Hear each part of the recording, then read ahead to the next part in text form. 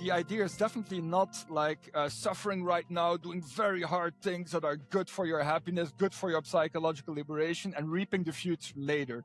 I mean, that is precisely the type of mindset you want to leave behind, right? So in that logic, it doesn't really work. And maybe it's even a pitfall. And that's a craving. That's saying like, oh, my life is not good enough right now. There's no liberation to be had in the future. There's only liberation to be had right now. What if the person you think you are is actually an illusion? In this episode, I speak with Dr. Michael Vlerick, philosopher of science at Tilburg University and author of the Belgian bestseller Why We Are Not Happier. Michael's work explores the intersection of evolution, psychology, and philosophy. Together, we dive into the idea of psychological liberation and what ancient wisdom traditions like Buddhism and Stoicism can reveal about meditation, the nature of the self, and the patterns of thought that often keep us stuck. Michael and I also discuss how modern technology shapes our attention and well-being and what we can do to cultivate more clarity, resilience, and happiness in today's world. Sincerely hope you'll enjoy my interview with Dr. Michael Vlerick. Yes, and we are live with a brand new interview of Pulse. And for this interview, I have an old friend who's coming by, someone that I admire, and someone just before we click the record button, I said, he's not only writing about what he likes, he's also living it, he's doing it, he's completely immersed in it. And it's a happiness philosopher, Michael Vlerick, Dr. Michael Vlerick. A very warm welcome to you. Thank you so much, Aldo. So happy to be back. Yeah, it's really great. You say back because we've done several interviews. We've even done an entire masterclass, but we've done that not for Pulse by Alpha Wire, but for Messy and Masterful, which is a podcast Indeed. that I started a few years back. And we were friends, and I knew you deeply care and deeply look into very beautiful topics such as happiness and even enlightenment that we're going to talk about further down in this interview. And I couldn't wait to talk to you and dive into happiness, which we did an entire masterclass around, because your book was an incredible success in Belgium and I believe even the Netherlands. So yeah, congrats on that, first of all. Yeah, And thank you so much. but no rest for the wicked, because you're already on to a completely new book. So let's start there. What is that about? All right. Yes. So the new book will be about psychological liberation. That's the way I frame it. And that is the way that many of those wisdom traditions, Buddhism, Taoism in the East, but also Stoicism in the West, actually intended their practice. It wasn't about just feeling slightly better or being slightly better equipped to deal with stress and adversity in life, but it was a more radical message. It was a message that we could be, by and large, liberated from, our psychological suffering. And for the longest time in the West, and I must confess, I thought the same. We thought that, well, this talk about, total liberation and especially, spiritual enlightenment, whatever that means, is some kind of religious notion from the ancient East. But when you look at the essence of what these theories say, of what these schools actually have to say, well, there's nothing supernatural, there's nothing religious about it. There are very simple psychological practices, insights and practices that can radically transform the experience of life. And I think we're only scratching the surface here in the West of what is possible, and scientific research is really starting to go there. We've rediscovered, these traditions here in the West, and we've done lots of research on them, but this is still in its infancy. And so the book is very much about what this is about, what psychological liberation is about, how you can bring it about. Obviously, in your own life, it's a very practical book, but also one catered to people in the West and living in our day and age, and where possible, backed by scientific research. So that is a project. Nice. Wow. It's a big project. One of the first things I wonder is, you say these are ancient wisdoms. So to some level, in our ears and eyes, something that we think we are already aware of, or that we've already heard of. Yet you say the actual gist or the core of what they actually meant, we've seemed to lost our ways with that. Am I correct? Is that kind of what you see, what you've observed? Yeah, to a certain extent. I mean, it's kind of double. When the West kind of discovered many of these traditions. I mean, let's say that started in the 60s, 70s of the last century. Many of Americans, Europeans went actually to India, to other places, and discovered many of these traditions. I mean, the 19th century European wouldn't have any clue about what these traditions were about and so forth. So that is thanks to globalization, we got into contact with many of these ancient schools of thought. And originally it was people were very much drawn to those traditions for their, I mean, radical nature, I would say. But then when mindfulness, meditation became more mainstream and became an object of study as well as scientific investigation, we've kind of limited ourselves to some of the more, I would say, superficial effects that mindfulness and meditation can bring about. Again, it's been widely studied and used, and again, to great success for stress reduction, for dealing with adversity and these types of things. And I don't want to be blasé about it. That has a lot of value and has done a lot of good. And so we should be very grateful for that. But I think it also actually kind of hit the main message or the main point of these practices, which is not just to feel slightly better in your life and deal slightly better with all of the issues in your life, but to radically transform the experience of your life. That is what it was originally about. That is also what I believe the potential of these practices truly is. And I think we're kind of waking up to that potential now. And so it's a fascinating time to be alive and to be able to discover all of this. Can you give me an example? So, like let's take meditation for instance. So, there's the fast food version of meditation, which gives you maybe a temporary peace of mind. But you say if you do it properly, there's way more to it. There's a way bigger impact that could help you radically transform your life for the better. So, can you put words to what that would be? That's a great way to go about this. Well, so when we think about meditation and maybe when we practice meditation, a lot of that meditation will be like, okay, come back to your breath, leave all your rumination behind, do it in an easy, non-judgmental way and a calming way. And again, that has a lot of benefit and that has been studied extensively.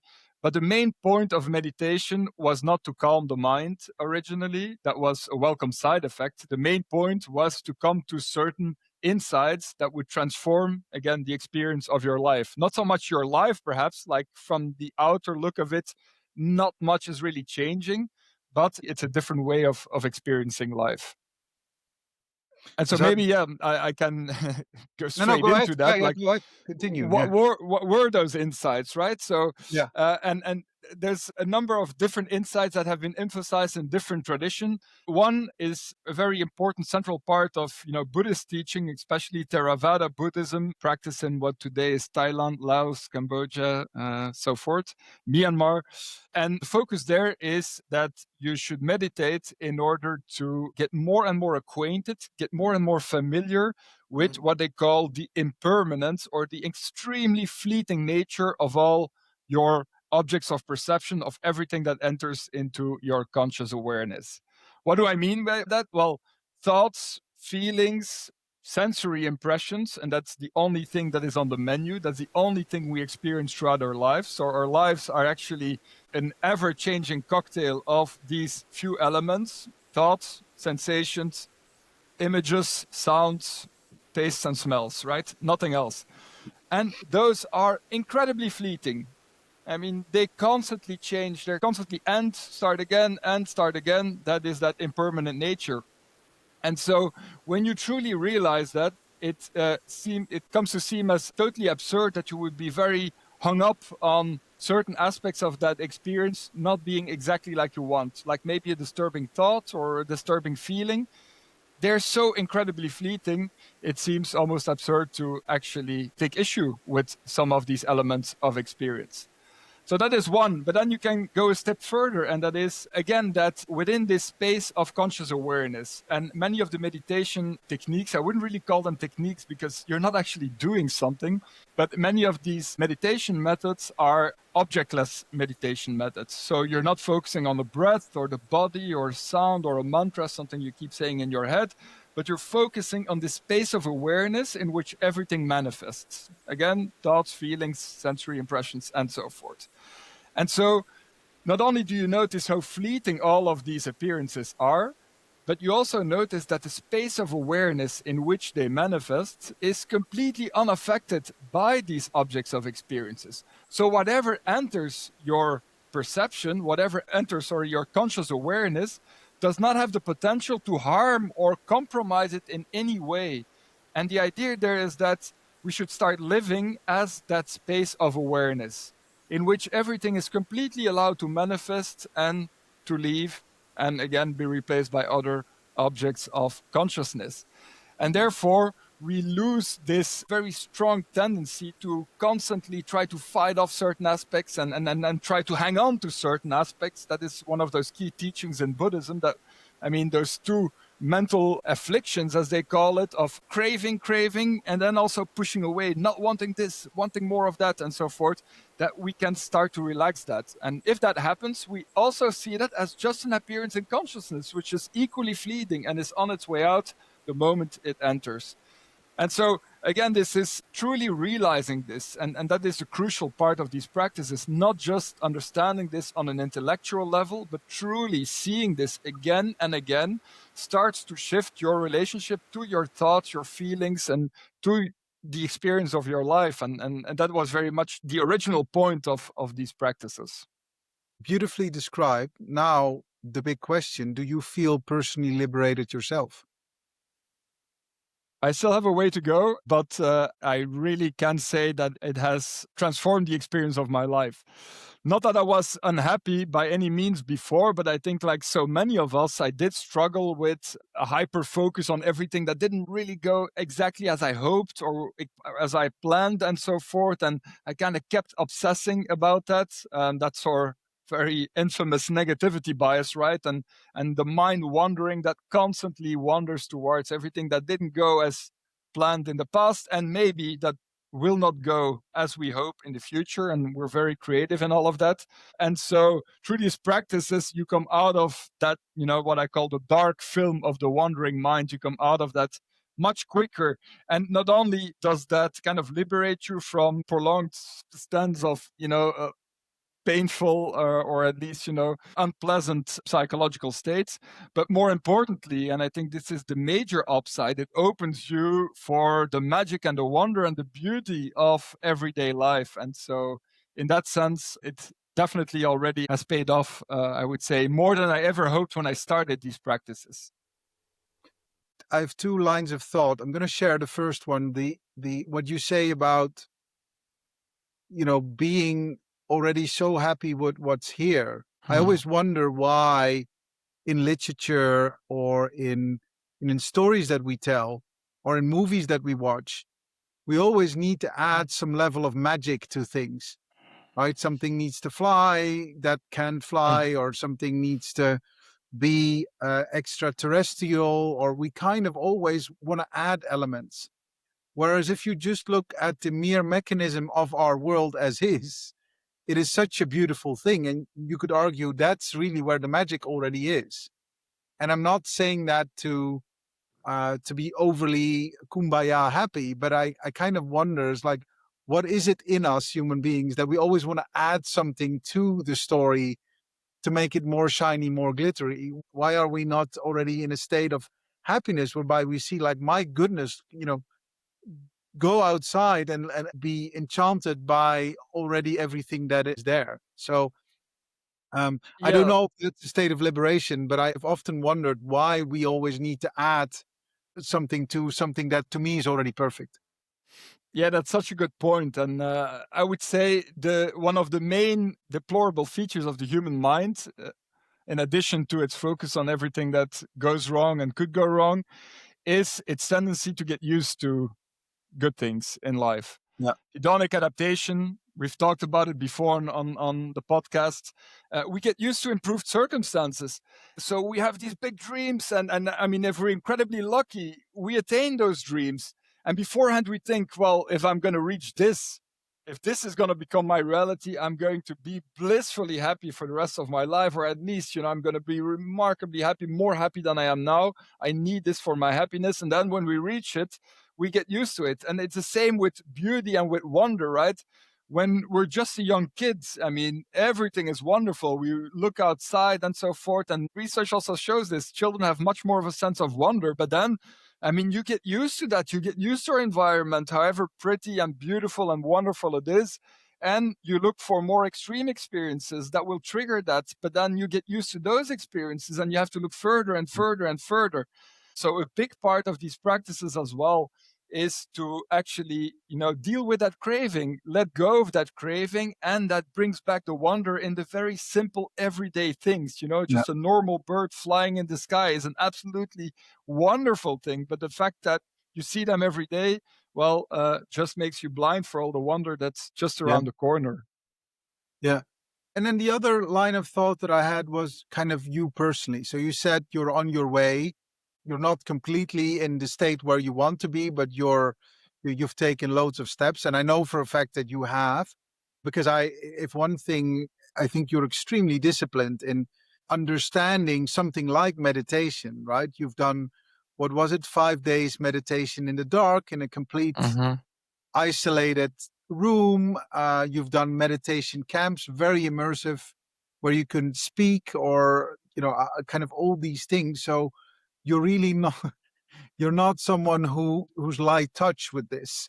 You really take a deep dive. Maybe you could just share with our listeners the things that you've done to find out whether meditation was going to bring you on this path of personal liberation.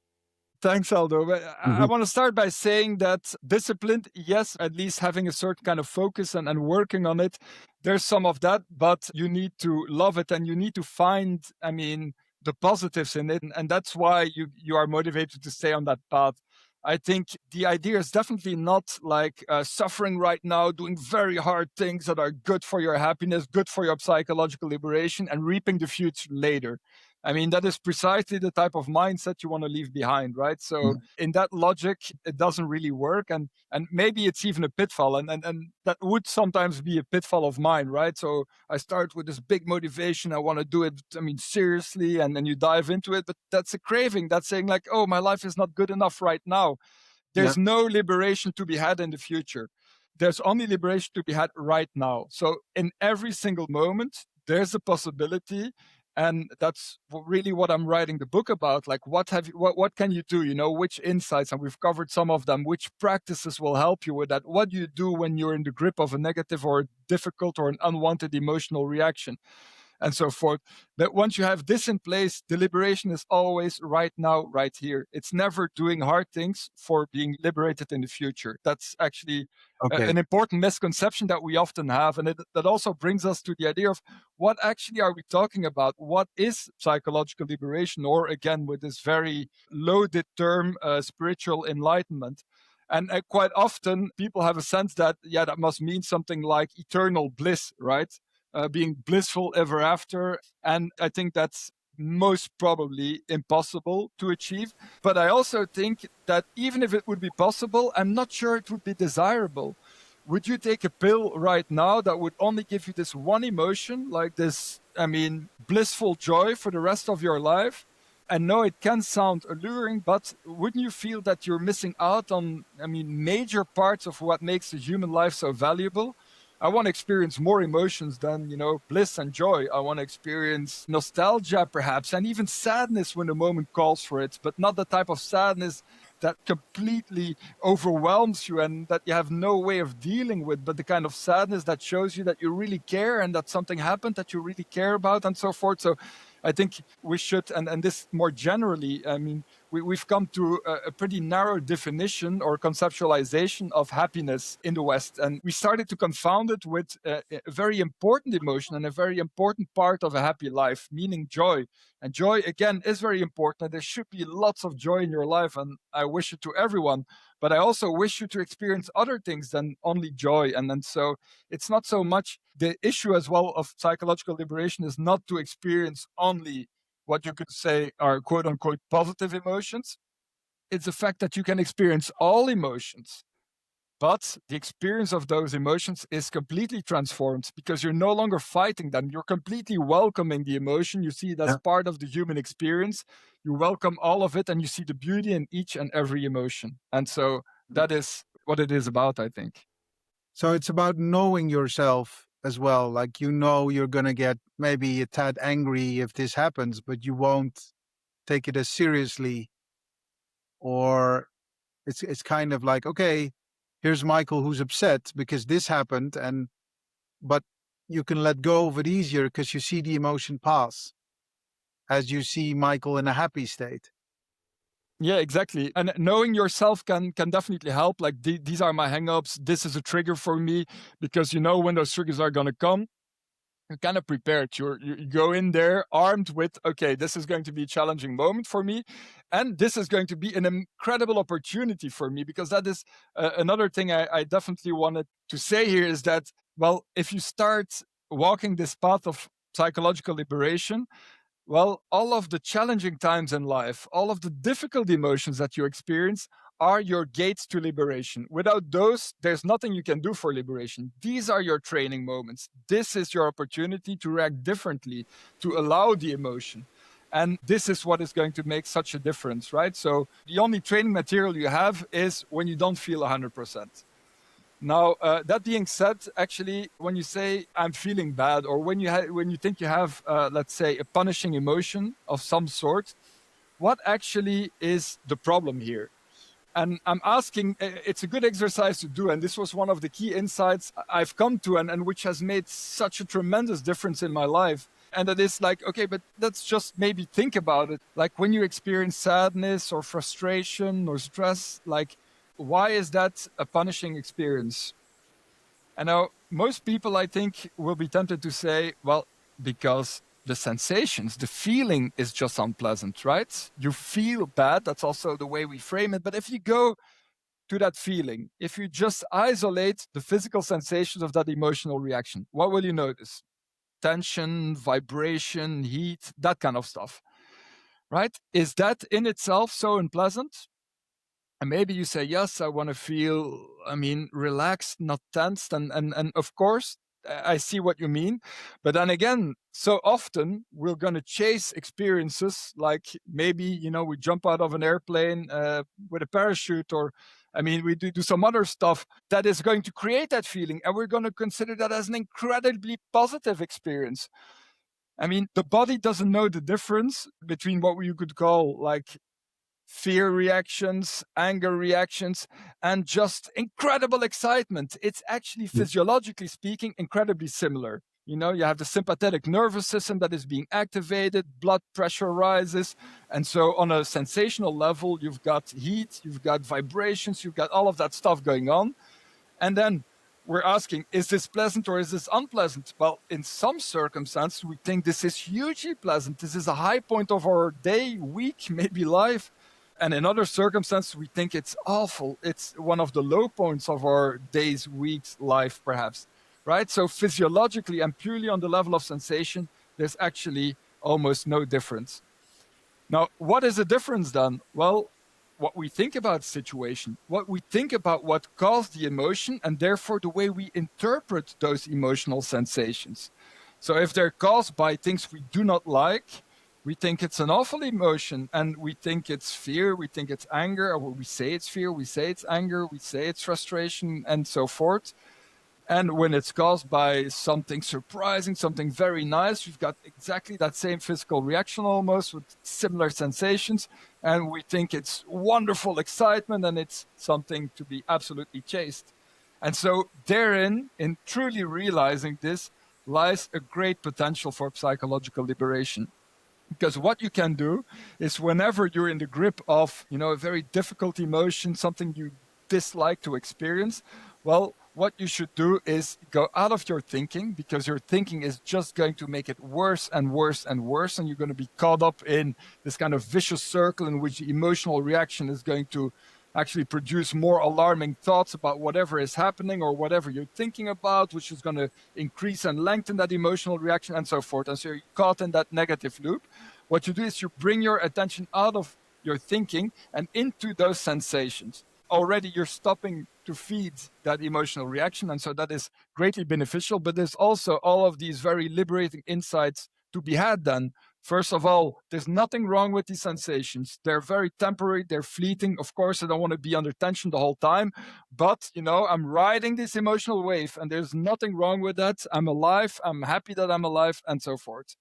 Also, in that space of awareness, you can see that the space of awareness is unaffected and these sensations are just manifesting within that space without leaving any kind of trace. And again, they're so fleeting. So all of these incredibly liberating insights can be had. And this is very much the practice. I would say meditation will prepare you for all of this, but the true practice of psychological liberation is throughout your daily life, whenever things don't turn out the way you'd hoped, or whenever, for some reason, there is a difficult, unwanted emotion. What I'm not advocating here by any means is that you just sit there like a Buddha when, everything goes to shit around you and you don't do anything except seeing that the emotional pain or the emotional discomfort is illusory. No, what I'm saying is first, when you're in the grips of a very strong, difficult emotion, allow it to pass. Do what you need to do for it to pass. What we said, get out of thinking into the sensations, ride the emotional wave, and then from a state of clarity, you will see that you'll be much better suited to deal with whatever problem is requiring your attention in the world. So it's by no Yeah. means saying that you shouldn't undertake any action or prevent bad things from happening and so forth. I was about to say that there are sensations that we know are good for you, and there are sensations that we know actually if you OD on those, then they could induce stress or could lead to detrimental effects for your health, right? So they're both impulses, and I agree with you that if you let it pass, it might go away, but that's really the objective, for it to go away. You don't want to embrace again an overdose of stress sensation or anger sensation, because it will affect your health, it will affect your longevity. Or would you say that that's a myth? No, definitely. Chronic stress affects your health, is detrimental, so is something we should do everything to avoid. But paradoxically, by trying to push it away, you're going to lengthen it. So the Yeah. only way is to fully embrace the sensation. There's nothing wrong with these sensations, as I pointed out. And to fully embrace that is what is going to have this stress reaction be over in a pretty short time. But crucially, if you do this, you say like, okay, so I shouldn't think, I should stay with these sensations, and then it's going to be over soon. As long as you think I'm doing this for it to be over soon, you're actually reacting. You're actually not fully allowing these sensations to unfold, and you're lengthening it. So you Okay. shouldn't fool yourself. You should say, well, this is wonderful, and there's nothing wrong with stress. The only thing that is wrong is chronic stress. Yeah. And this is something I think that maybe we've also already covered, but there's a very important mismatch here. What is a stress response? Well, we share it with many other animal species, definitely with all mammals. We have a very similar stress response, and that is very much a life-saving response. Whenever there's an acute danger somewhere and you have to run from a predator, you want a huge stress reaction that skyrockets your heart rate, your blood pressure, that pumps all of the blood to your muscles, and you're able to sprint or fight or do whatever you need to save your life. This is incredibly adaptive, obviously incredibly useful, and we should be happy that we have it for that. But obviously, in our modern context, in which there's not so many chasing predators anymore, but a lot of very annoying deadlines and so forth, that stress reaction is often triggered in totally wrong ways. It's constantly triggered at a very low level, but at a chronic level. And that is so detrimental for our health because, well, first of all, it will suppress our immune system, because that is what a stress reaction does. It just puts all of the energy into fighting or fleeing and so forth. Second, it stops, digestive processes and so forth. And so it's linked to a whole host of very negative effects on our physical health. Now, the only reason we have prolonged stress reactions is because we keep feeding stress reactions with more confirming thinking. So that is the only reason. Okay. Studies have shown that a stress reaction should last no longer than 90 seconds, even if it's a huge stress reaction. That is a time our bodies need to absorb all of the cortisol, adrenaline, and so forth, and come back to a state of rest. And that's also what you see when you look on National Geographic. Like, say, there's a gazelle somewhere being chased by a lion.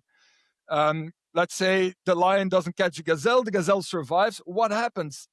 Well, the gazelle is home free, let's say, out of danger. And before you know it, just in complete ease, is starting to graze again. Yeah. That is how a normal stress reaction is supposed to work. The problem is we have this thinking machine. So we're stressed about something. Oh, I have to finish this work, and oh, it's already so late. And now we keep feeding it, and we keep feeding it, and we keep feeding it with our mind, with thinking. And that is what produces chronic stress, and that is a problem. Stress is not a problem. Chronic stress is a problem. And the only reason we have chronic stress is because of our thinking. And so having that ability to come out of that ruminating thinking and into our sensory experience, into those sensations is, I think, a very important skill to have. Yeah. I have questions about history, and then I have questions about the future. I'm first going to go to history because you said these are ancient wisdoms. And I wanted to know, because we've been speaking about meditation, but have you seen any other practices that could have these strong effects of personal liberation? Like yoga, for instance, or is there anything else where we are aware of, but actually are doing the fast food version of, and therefore we don't get the optimal effects from it? Yeah, definitely. I mean, I'm not very well versed in yoga and the yogic traditions, but that I think is a very clear case in which the original intent of the practices is absolutely divorced from what it is being used for and the type of context in which it's being used today. Right? Today, it's about wellness and I would say flexibility, physical flexibility, and so forth, and but also there's a meditative component to it, being more present and all of that. So it's very much linked. But I think originally, again, the goal went much further. Now, that being said, in different traditions, there are different practices and insights, and many will somehow or loosely be related to meditation. But there's one other that's very important in Vedantic traditions, like Hindu traditions, I guess, in which people would do self-inquiry. Now, self-inquiry very much aimed at dispelling that one core illusion. We haven't talked about it so far, but it's kind of related to what I've been saying before. That one core illusion that we're a separate individual, vulnerable self in the world. And so seeing through that illusion of the self, right? That doesn't mean that, it's an illusion that there's an organism here with a brain that produces conscious experiences and so forth. It's just that we have that illusion that somehow we're a mental entity or a mental subject, living behind our eyes, actually commanding the body, producing our thoughts and so forth, taking decisions. Now, from neuroscience, we know that that is a myth, right? And this is probably for another time, but towards discussions of free will, autonomy, and so forth. But thoughts happen automatically, just as your stomach produces automatically all of your digestion fluids and whatnot. Well, thoughts are brain excretion, right? That's what brains do. And there's no autonomous control of that. There's not a conscious subject at the center of the brain or the mind that steers all of that, right? So thoughts come on their own accord, sensations happen. So all of life is actually happening. There's this movie, you're not in charge of it. If anything, you're the spectator. You're that space of awareness that just, spectates or that absorbs this, movie of consciousness. And so when you say that, that is often viewed as kind of threatening to the Western ear, like, wow, don't I have any kind of control and so forth? This is all just happening. Does seem like a good thing, but this was seen in different traditions, in those Vedantic traditions, but also in Buddhism and other traditions as, the key insight to have in order for you to reach psychological liberation, the key insight for psychological liberation. And there's a number of reasons. The first and perhaps most important one is that if you see life as this, as just, happening, and it's all kind of out of your control, you start to have a very different kind of relationship to whatever is happening. More of the wondrous spectator than the actor that needs to constantly fend off, threatening situations and keep hanging on to whatever is good and so forth. So you lose that drive to kind of control life and so forth. And so that can be wonderfully liberating. And that is what many of those traditions were after. And we can talk more about this because I feel I haven't really done justice in that short time to actually the insight and what it leads to. But one of the ways to get there was you can kind of view that through meditation exercises. I think a good exercise, for instance, is by just closing your eyes and then thinking about trying to predict the first thought that will come to mind. And you will quickly realize I have absolutely zero idea when the first thought is going to rise and what it is going to be. Thoughts just happen, right? And Yeah. then you can say, well, but I can decide to think about this or that, right? But I mean, that thought to decide, that decision to think about this is also a thought that was just happening and so forth. So you can start seeing this kind of illusion of the self. But another way in those traditions is to ask, like, who or what am I? And then you think, well, and we're talking about things in our subjective conscious experience, of course. Well, I'm definitely not, the sensory experiences. I'm not the tree I'm seeing. I'm not this, that. So what am I? The thoughts? But no, these thoughts are happening. So, and then to gradually, go deeper and deeper and actually see, no, well, if anything, I'm just this, space of awareness, and all of my personality, all of my personal history, all of that are also just thoughts appearing in that space of awareness. And Yeah. so that is where you actually transform again a bit the idea of what this life is actually, what conscious life is about, and that can have a profound impact on the way you experience Yeah. that conscious experience.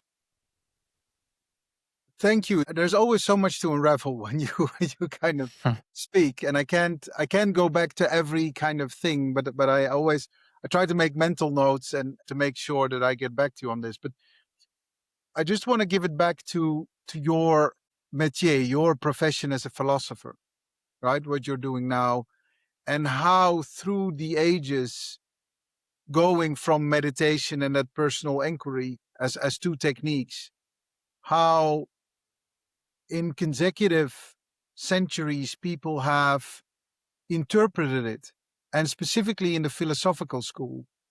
Is there anything that you can find back where it was either embraced or where it was rejected? Looking at it from your profession, maybe from an historical philosophical perspective. Have you found anything that gelled well with that, or maybe the complete opposite, that it collided? You mean with these insights I was just talking about, or Yes, this no, I mean, illusion of the you're kind of self, or? saying, you opened on saying there are certain things that can lead to personal liberation if we really execute properly on them. Problem is that we've kind of forgotten, what they're for, and we've kind of given ourselves the light version of it. Therefore, we don't get the same effects. But there's No, a I see. reason that it Yeah. has come to this. So I'm trying to find what we kind of used as a replacement of that, or why through the centuries we thought, okay, it isn't that important because we have something else. Often there's an alternative, or there's something that we found that we said, well, that also does the trick.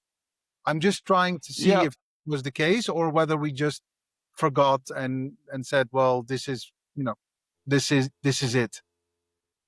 Yeah, no, very, very nice question. First of all, what's really fascinating is that some of these truths or insights we've talked about and these practices and the project of psychological liberation we see actually was developed in different cultural contexts, relatively independent from one another, both in Asia, between the Vedantic traditions, but then Taoism in China, Buddhism that started in India and so forth. Well, we find that they zone in on pretty similar things. And there was some influence, yes, but not so much. And they have different ways of approaching it and so forth.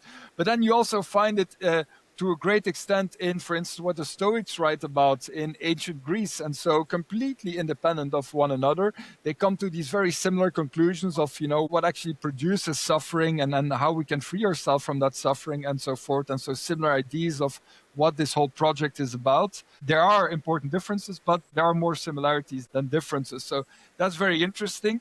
So I think that has always been, whenever people had the time to kind of stop and actually ponder what this life is about. So whenever they were out of the direct struggle of everyday existence, we find that these are the types of questions that we start asking ourselves. First of all, we start asking ourselves, okay, what is the world? And so philosophy was born, sciences were born out of that, obviously, but also, what is this life? What is this all about? And what is this experience of life? And why is there suffering? And what can we do about it? So obviously, we have a huge vested interest in answering these questions and thinking about these questions. And so that has always been around.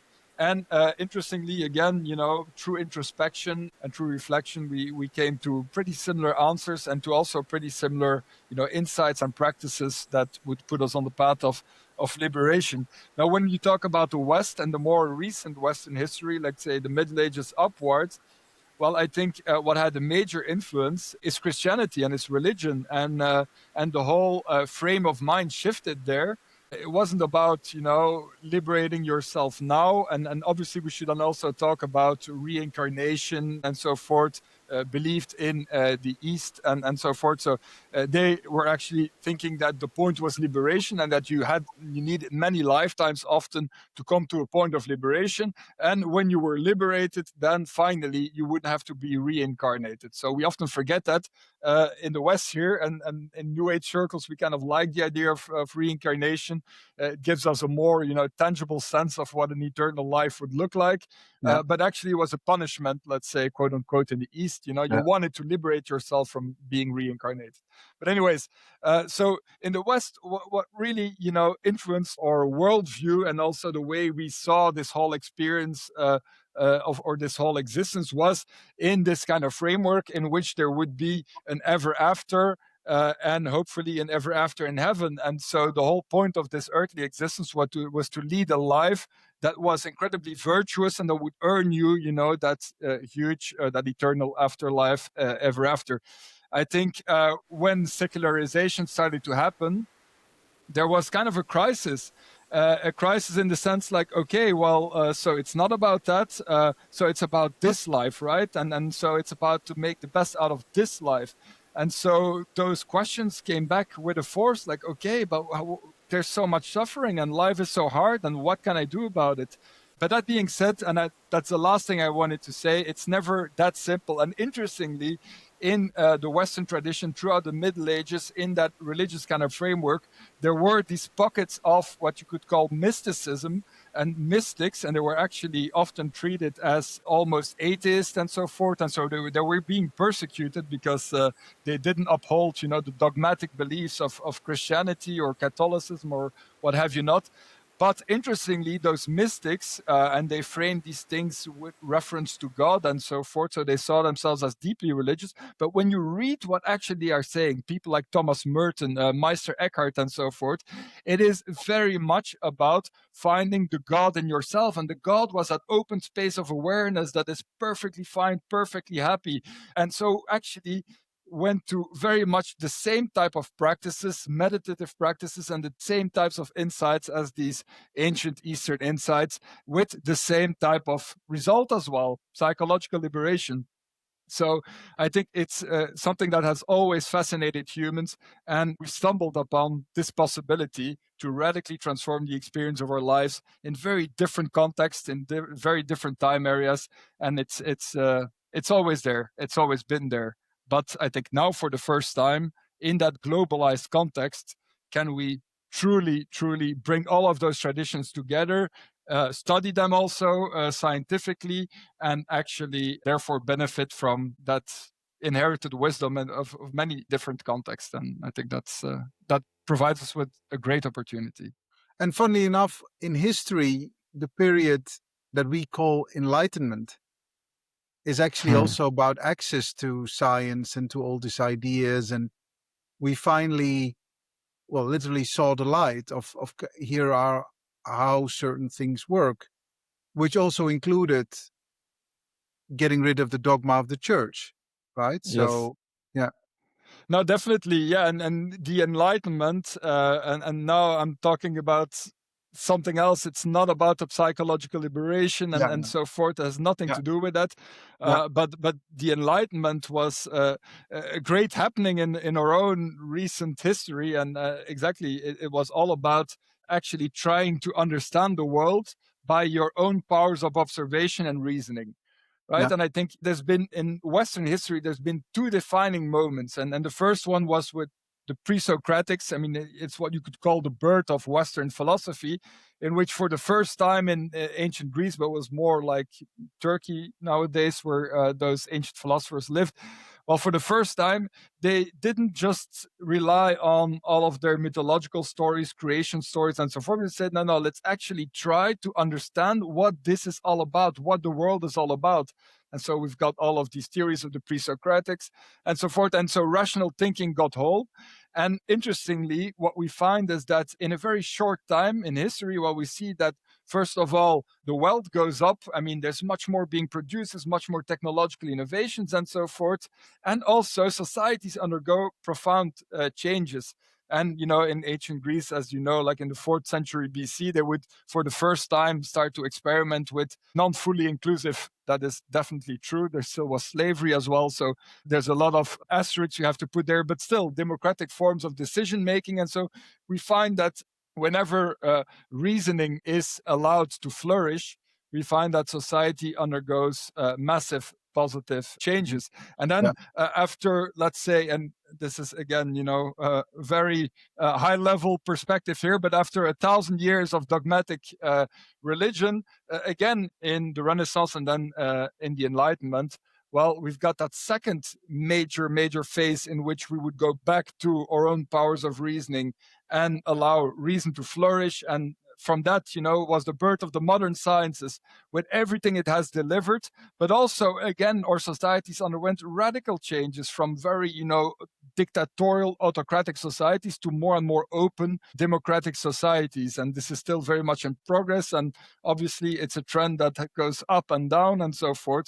But I think when it comes to external circumstances, we owe almost everything we have, our wealth, our freedom, all of our possibilities, to these few generations of very courageous thinkers that question the status quo and that actually dare to question things and not just rely on dogma. So, yeah. yes, hugely important, I would say.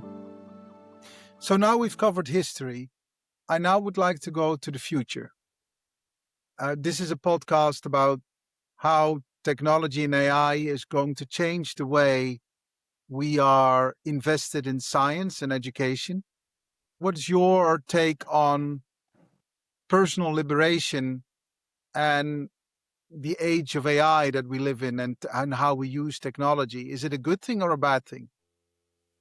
That's an interesting one. First of all, I think, as I already mentioned, technology, and then I'm not talking about AI now, but just information technology in general, the internet and so forth, has given us a tremendous opportunity to get acquainted with all of these different traditions and what they have to say. And now we're studying them. So we're bringing together pools of information that would have been much harder to access before. So a huge positive, I would say.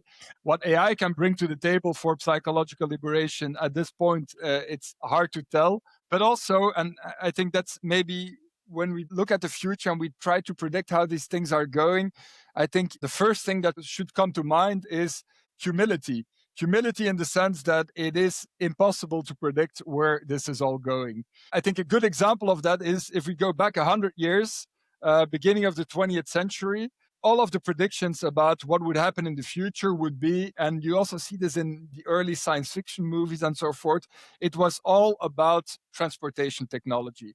Because that was the technology that was in crazy evolution back then, right? So we had the cars, we had the first airplanes, and so we thought, like, okay, in 50 years and 100 years, we'll all be flying with these little saucers and we'll be doing interplanetary travel. We'll have colonies all over the place. And that was the idea, right? Because those were the technologies of the day in rapid evolution. Actually, what happened? Well, yes, we went to the moon, and yes, we have, very fast flying airplanes and so forth. But actually, that technology hasn't so much. I mean, there hasn't been a game changer since the 1950s, 1960s, right? And in that type of technology, we're still driving cars, we're flying airplanes. Yes, we have rockets and so forth. We're barely using them. Maybe we shouldn't. Anyways, that's a different kind of question. But there hasn't been a lot of change there. But what we never saw coming in the 1950s, 60s, 70s, perhaps even early 80s, was something like the internet that would have a profound, profound impact on our lives and so forth. Then the internet came, and then AI is now in full development. So it's all about information technology. So now, from this point where we're looking, we're all thinking like, okay, this is going to be what it is, the future. And we're trying to extrapolate from here. But maybe, and of course, I'm not saying that in the short term it is going to keep evolving and it's going to do a lot of things. And maybe it is going to keep evolving incredibly, and it will be unrecognizable in 100 years. I just don't know. But maybe we're also looking from this very myopic place in which we're very much aware of this one rapidly evolving technology. And there might be something completely else, emerging 40, 50 years from now that would be a total different game changer that by no means we could see coming right now. So who knows?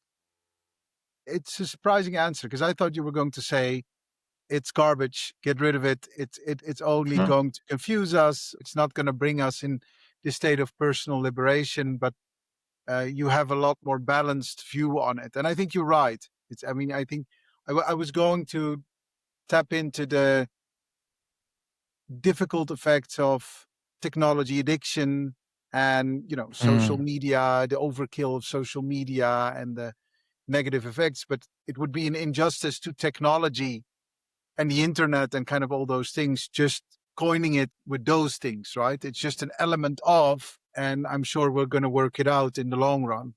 Yeah, I It's think that there are fascinating. major challenges and major challenges Mm. to well-being and social media Yeah, addiction and so forth. I mean, we're only scratching the surface of what is this going to do long term. I mean, the yeah, young children now born with social media, it has a profound influence on the brain. Research right now is pretty alarming.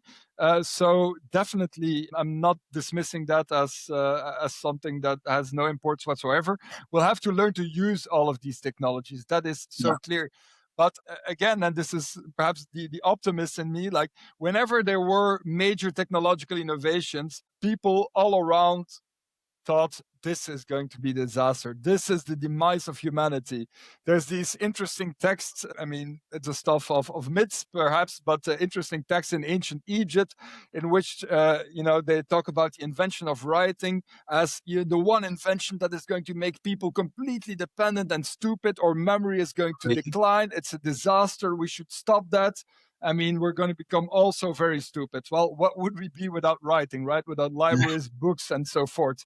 Then we could say the same of the internet. And now we're definitely saying the same about AI. Oh, the children will not learn to read and write anymore, think for themselves. They're just asking it to ChatGPT and then they get an answer. It's a disaster. And obviously it's true. It comes with certain kind of challenges.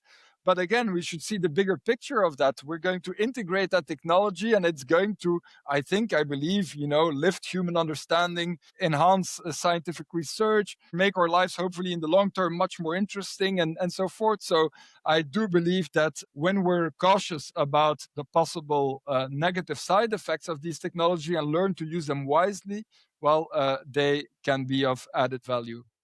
Yeah.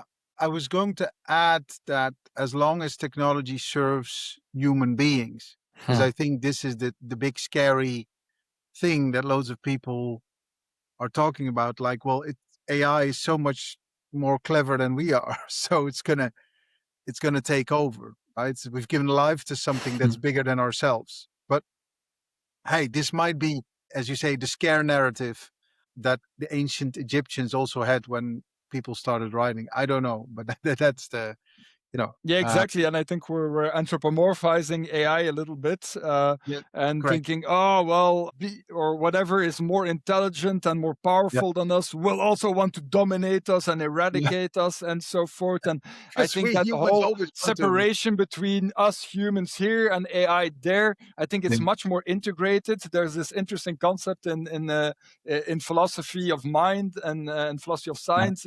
It's about, extended mind. What makes humans smart is not our biological brain in isolation. It never was, right? Yes, we have a yeah, pretty big brain for the type of bodies we have, and it can do a number of interesting things. But in isolation, we have those biologically modern, fully fledged brains for, let's say, 150 to 200,000 years. That's how long, Homo sapiens has been around.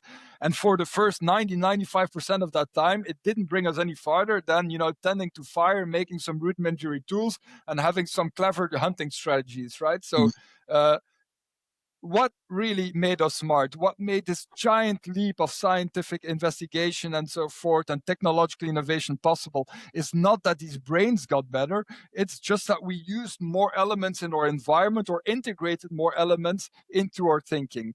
Right, from very simply, using your fingers to count. That's already a type of mind extension. You're offloading some of the cognitive work to something external, to language, allowing us to actually manipulate certain kind of representations, communicate much better, to obviously cognitive artifacts like logic, mathematics that we've gradually developed that enabled us to look very differently at the world, to then technology, computers, telescopes, and the like that radically enhance the scope of our senses and our computational power and so forth. That is always what humans have thrived on.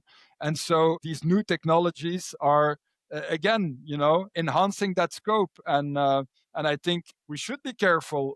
We should be careful of what the future brings, but we should be more scared of humans than of the technological tools we're using. I think so too. I think so too.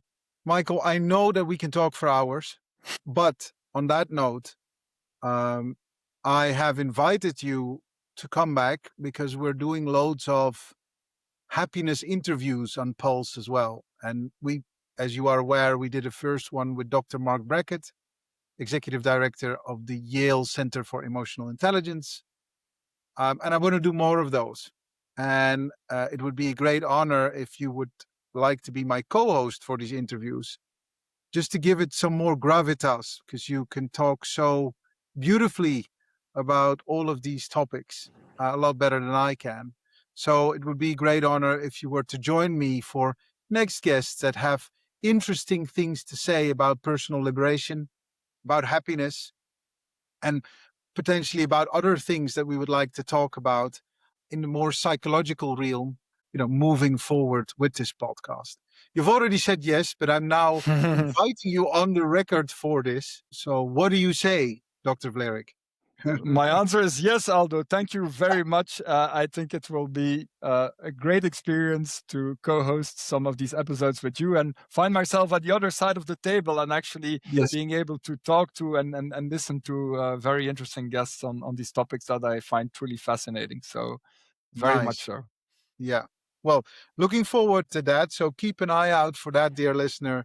We've got more interviews coming about happiness, happiness in the workplace, happiness in technology, personal liberation as well, and all a little bit on this crossroads of science education and kind of our well-being and how technology and AI can change that. I appreciate it's quite broad, but that also is what makes it fun, right? Indeed. And then for my two very last questions, Michael, before I let you go on this Friday afternoon. One is a question that I ask all my guests, and I think we've already addressed it because we've done quite a bit of interviews. But it's about morning rituals. So I ask all my guests whether they have a morning ritual, and if so, if they would care to share. Definitely. So, I wake up and I meditate half an hour. And then I typically will go for an hour or so of running, cycling, weight training, something to that effect. So take care of the mind, take care of the body, and then take care of the work And you do that every morning. every morning. Yeah. Oh wow! well, Okay. sometimes maybe I miss it. I try not to be too anal about it as well. That's what I said. That's Yeah, some yeah, of yeah. the, Yeah. the possible Don't beat yourself up. Yeah, negative effects of trying to be too disciplined here. yeah. But again, and I must say, this has grown gradually. And actually, this is not something I think I should do, but something I really want to do. So I enjoy it very much, both the meditation and the exercise. And so just for me, for the understand the logistics, there's no eating there. There's no kind of No, I'll drinking eat after the training session. after. So yeah, I like to train on an empty stomach. Yep. Wow, well done. Quite disciplined. No, I shouldn't say a discipline. You like to do it. Has nothing to do with discipline. It's Exactly, something exactly. that No, is no, with you. exactly. And Yep. discipline is just habit formation, right? Yep. If you're in the habit of it and you enjoy doing it, it actually costs you no mental energy. But to get there, it needs some consistency. And so the best thing you can do is start very small. If you want to Yep. create a new habit, start very easy, very small. Make it a habit, do it for 1 or 2 months consecutively, but maybe 5 minutes a day. If you want to work out, do something for 5 minutes. If you want to meditate, do it for 5 minutes again, but be consistent, and then you'll find that you'll want to do it, and when that happens, and that you no longer have to think about it, that you automatically do it, and then you can start extending your practice a little bit. And then But again. again, this shouldn't be viewed as some investment now for future happiness. That is Yeah. the major pitfall here, right? So Yeah. do no more than you enjoy doing. Yes. Last question about this, because I know you have 3 lovely daughters. So you're in a busy household. Yeah. So do you do it before they get up, or do they know kind of dad's doing this and he'll resurface once done, or how does that exactly work? Yeah. Yeah. Typically, the meditation is done before they wake up, and then I just say hi. They go to school. Now they're pretty independent, so they take their bikes, and I jump on my bike or go for a run. You go there. And Okay. I'm Okay. So typically I will wake up like 6:30, do the meditation, 7:30, 45. Be around the daughters, the family. If I'm here, because I'm also teaching in Tilburg, then I would just Yeah. be by myself or just keep going, and then do my training. And then by 9, I start my work day. Ready to go. Okay. Yeah. Thank you for enlightening us with that, with this morning ritual. I've already heard quite a few interesting ones. And then also people who I catch off guard and say, no, I don't have any. I just try to get out of the house and whatever. And that's fair enough too, right? No, It's like, exactly. yeah, Whatever suits you. whatever suits you. And then for my very last question, and I think also a question I've asked you before, it's about reading and kind of you as a philosopher and someone who's written several books. Has there been any book that has inspired you to be the person who you are today? And if so, would you care to share that? It doesn't have to be a book, by the way. It could be an article, or, maybe could even be like a platform or a person, preferably reading. But I was wondering if you had one in mind. Yeah, so it's such a tough question because there's so many books, and Yeah. I feel it's. I mean, I couldn't really just pick one out. Yeah, books have definitely changed my life. I once. I mean, now it's, I don't know, probably almost 20 years ago. I read this very small book in Dutch, Evolutionary Thinking, and that set me on the path of doing a PhD in philosophy and applying evolutionary thinking to knowledge and science and so forth. So that was what I researched for my PhD. And so I'm very much indebted to that one book, and that really defined the course of my life to a certain extent. But then when it comes to psychological liberation and what we've been talking about, at least in the beginning of this interview, I think the major books that set me on the way, or the content, was by somebody like Mathieu Ricard in the beginning, but then also Sam Harris, who has a wonderful podcast as well, but also interesting books about it, Waking Up. Very much connecting, scientific research to these liberation traditions and so forth. But there's so many others from different traditions. Now I'm reading and listening to a guy named Muji, and who's working from the Advaita Vedantic tradition. I'm actually going to do a retreat with him, and their teachings are so very, very impactful. So there's so many people and so many books, so very much indebted to. Yeah. But evolutionary thinking, I think, was the one you mentioned last. Yeah, interesting that because that book actually had a profound influence Yeah, on the direction of my life, because as I yeah, said, it determined in which direction my yeah, academic research first took yeah, off. Yeah. yeah. Beautiful. Thank you once again for this beautiful interview on personal liberation and enlightenment. And we're going to do loads more interviews. Thank you so much for your time, Dr. Michael Vlerick. It's been a pleasure. Thank you so much, Aldo. You've listened to Pulse by Alpha Wire, produced by Natalie Piles and Amela Faisal, with great music, The Optimist, written by Holly Hamill, performed and produced by ALO. Episodes hosted weekly by me, Aldo de Pauw.